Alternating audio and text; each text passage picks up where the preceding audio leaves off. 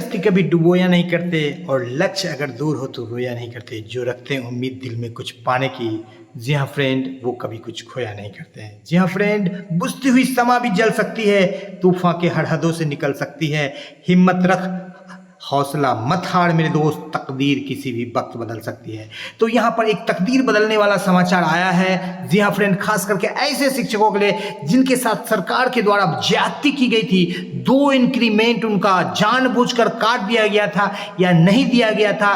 कुछ जगह के शिक्षक लिए थे तो उनको रिकवरी किया गया था। तो इस तरह के पत्र को निकाला गया है और इसी तरह का हाल होगा जो प्रोन्नति का जो रिकवरी किया गया है सहरसा में, उसको भी सरकार को देना पड़ेगा। क्योंकि जिस तरह से बिरमन तिथि से ग्रेड पे शिक्षकों का मौलिक अधिकार है, ठीक उसी तरह से प्रोन्नति भी शिक्षक का मौलिक अधिकार है। तो आज के अंक में बिरमन तिथि से ग्रेड पे कोर्ट के आदेश के बाद जो है विभिन्न जिलों से पत्र भी निकला है, इस पर बात करेंगे। लगभग 3000 की वेतन बढ़ोतरी होगी शिक्षकों के, सभी शिक्षकों के जो कि इससे आच्छादित हैं। और साथ ही साथ बात करेंगे कि इनको एरियर भी मिलेगा उस डेट से, क्योंकि आपका 2 इंक्रीमेंट रोका गया तो उस इंक्रीमेंट का जो है आपको जो इंक्रीमेंट मिलता वो इंक्रीमेंट से आप लाभान्वित नहीं हो रहे। चेहल्लुम की छुट्टी 24 अगस्त को पत्र जारी देखेंगे। इस पर बाढ़ग्रस्त क्षेत्र में शिक्षकों के आवागमन के लिए सरकार ने एडवाइजरी जारी की है। जान जाने के बाद जो है यहाँ पर लिपापोती होता है। वेतन वृद्धि, प्रोन्नति, एमएससीपी, एरियर, किसी भी प्रकार के बकाया भुगतान के लिए पत्र जारी किया गया है। बीपीएससी हेडमास्टर और TRE3 के रिजल्ट में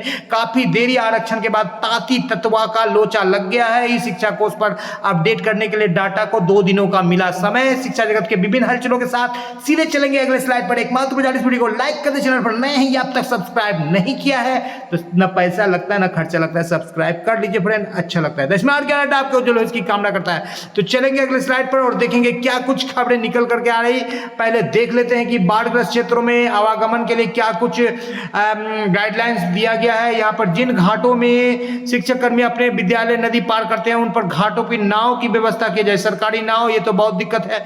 लाइफ जैकेट पर्याप्त मात्रा में ये सरकार करवा सकती। विद्यालय जाने लौटने के क्रम में ध्यान में रखकर नाव खुलने का समय निर्धारित किया जाए, ये भी किया जा सकता है। इस पर होने वाले व्यय को आपदा प्रबंधन के माध्यम से नहीं होने की स्थिति में इसका वहन जिला शिक्षा पदाधिकारी द्वारा किया जाएगा। यहाँ पर एक और बड़ी बात निकलती है कि जो HRA मिलता है शिक्षकों को या कर्मियों को, तो उनको पोषक क्षेत्र में रहना है काफी दूर से। यदि आप नाव नदी को पार करेंगे तो अफरा तफरी होगी, जहां पर दिक्कत हो सकती है। कतिपय कारणों से अगर ऐसे शिक्षक कर्मी विद्यालय निर्धारित समय पर नहीं पहुंचते हैं तो तदनुसार विलंब से दर्ज मान्य होगी। तो एक बड़ा यहाँ पर छूट दिया गया है कि विलंब से, और 1 घंटा विलंब उनको दिया गया, यानी 1 घंटा एक शिक्षक की जान गई तो सभी बाढ़ प्रभावित शिक्षकों को 1 घंटा का छूट मिला। ये है बिहार का लोकतंत्र, ये है बिहार का शिक्षा जगत। एक व्यक्ति को जान गंवाने के बाद जो है यहाँ पर तब जागी है, उससे पहले नदी नाला और पूरा उत्तर बिहार बाढ़ प्रभावित है, इसका कोई उनको अंदाजा नहीं था। अंदाजा होता है जान जाने के बाद। जी हाँ फ्रेंड, आएंगे आपके वेतन वृद्धि पर, किस तरह से वेतन बढ़ती है। उससे पहले चलते हैं कुछ अगले स्लाइड पर और देखते हैं क्या कुछ बातें निकल करके आ रही है शिक्षा जगत के गलियारों से। इस स्लाइड पर फिर आएंगे और देखेंगे। उससे पहले देख लेते हैं क्या कुछ अन्य खबरें निकल करके आ रही है। जी हाँ फ्रेंड, यहाँ पर स्लाइड है वेतन वृद्धि का, देखेंगे थोड़ा सा स्लाइड।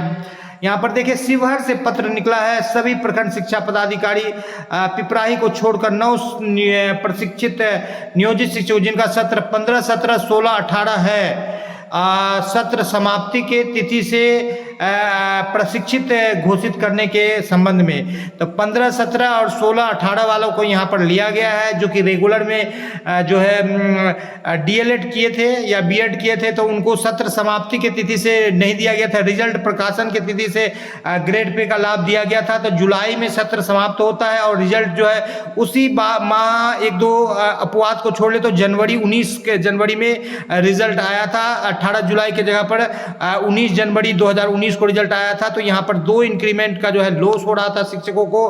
तो इस बाबत जो है उपर्युक्त विषय के कार्यालय के द्वारा पत्रांक 8 871 दिनांक 12/8/2024 के द्वारा 9 प्रशिक्षित नियोजित शिक्षक जिनका सत्र 15, 15, 16, 18 प्रशिक्षित वेतनमान निर्धारण किया गया है या नहीं, इससे संबंधित प्रतिवेदन की मांग की गई थी जो अवधि तक अप्राप्त है।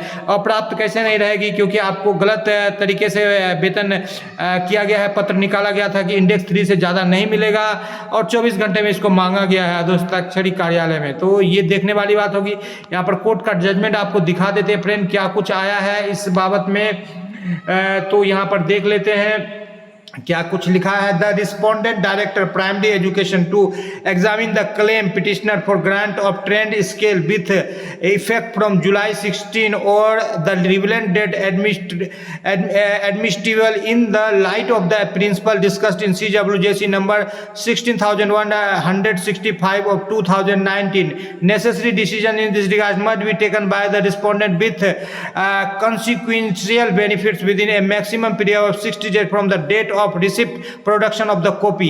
इस पत्र के प्राप्ति के 60 दिन के अंदर में जो भी जिस डेट से विरमन हुए हैं उसको विरमन तिथि से ग्रेड पे देने की बात कही है। और ये जो है पत्र है 27/2 को ये केस किया गया था और ये आज के डेट में ही ये पत्र निकला है। 27 फरवरी का ये पत्र दिख रहा है, एक डेट यहाँ पर मात्र दिख रहा है।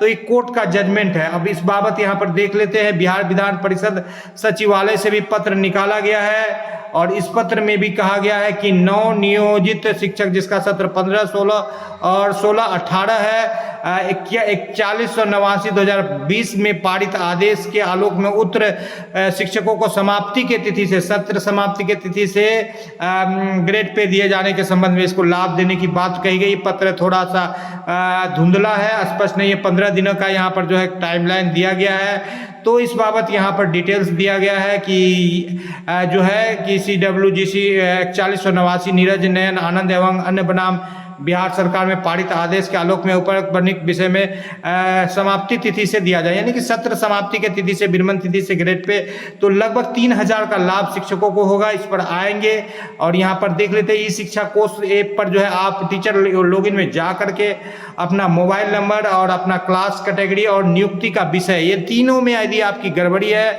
यानी कि आप जिस श्रेणी से आते हैं और जिस विषय को पढ़ाते हैं वहाँ पर उसका डाटा गलत है, तो आप उसको अप टू डेट कर सकते हैं। इसके लिए आपको जो है 24 तारीख के 5 बजे शाम तक जो है ये ऐप खुला हुआ रहेगा। अगस्त माह में 11वीं 12वीं में अध्ययनरत विद्यार्थियों के लिए प्रथम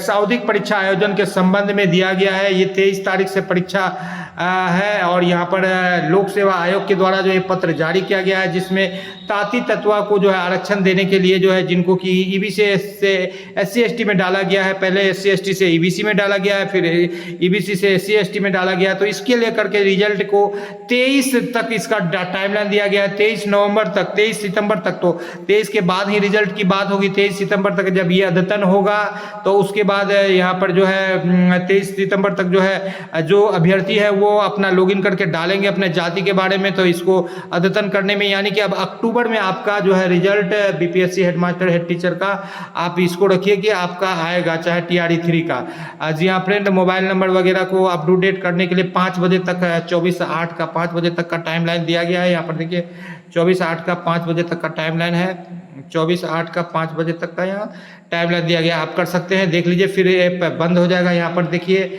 ये पत्र निकला है।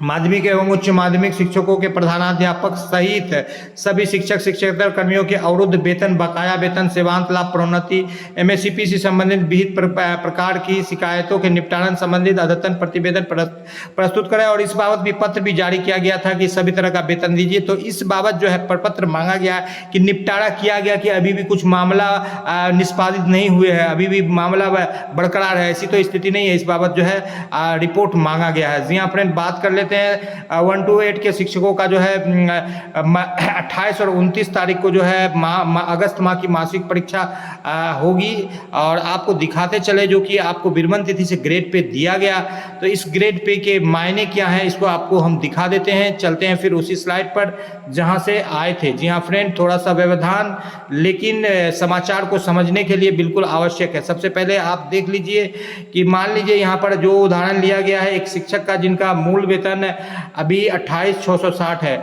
जब इनको विरमण तिथि से ग्रेड पे मिलेगा तो 2 इंक्रीमेंट यानी कि 30,420 उनका मूल वेतन हो जाएगा 28,660 पे। उस तरह से कहीं भी किसी भी कोटि में जो कि 15, 17 और 16, 18 रेगुलर सत्र से आच्छादित है तो उनको 2 इंक्रीमेंट काट लिया गया था, 3 इंडेक्स से ज़्यादा नहीं दिया गया था, तो अब उनको विरमण तिथि से ग्रेड पे मिलेगा। तो क्या कुछ बेनिफिट होगा तो इसको देख लेते हैं। तो बेनिफिट देख लीजिए क्या कुछ होगा। पहले यहाँ पर देखिए कि आपका 28,660 में यहाँ पर आपको कितना वेतन मिल रहा है, 5% एचआरए से गणना की गई है। 43,623 रुपये आपके हाथ में आ रहा है, 47,230 बन रहा है। तो 43,000 को मान करके चलते हैं, 43,000 से आपका 46,000 यहाँ पर आ रहा है, यानी कि 3,000 तक का आपका बेनिफिट लगभग। कुछ शिक्षकों का 30,000 के आसपास भी मूल वेतन है तो उनको ज़्यादा मिलेगा, तो 3,000 के आसपास आपको बेनिफिट हो जा रहा है विरमण तिथि से ग्रेड पे का लाभ, जो कि सरकार देना चाहिए। और जो यही हाल होगा आपका प्रोन्नति का, प्रोन्नति भी सरकार ने रोका है। और किसी दिन चूंकि लेट लतीफ होगी सरकार, शिक्षकों के साथ बिल्कुल बिल्ली और चूहा का खेल खेलती है, कुछ देना नहीं चाहती है, टाइम पास करती है। तो बस टाइम पास सरकार कर सकती है और उससे ज़्यादा कुछ नहीं करती है। जी हाँ फ्रेंड, और सरकार को सभी चीज़ देना होगा, जो भी शिक्षकों का मूल अधिकार है वो उससे सरकार वंचित नहीं रख सकती है। जी हाँ फ्रेंड, वीडियो पसंद आ रहा तो लाइक कर दें, चैनल पर नए अब तक सब्सक्राइब नहीं किया तो सब्सक्राइब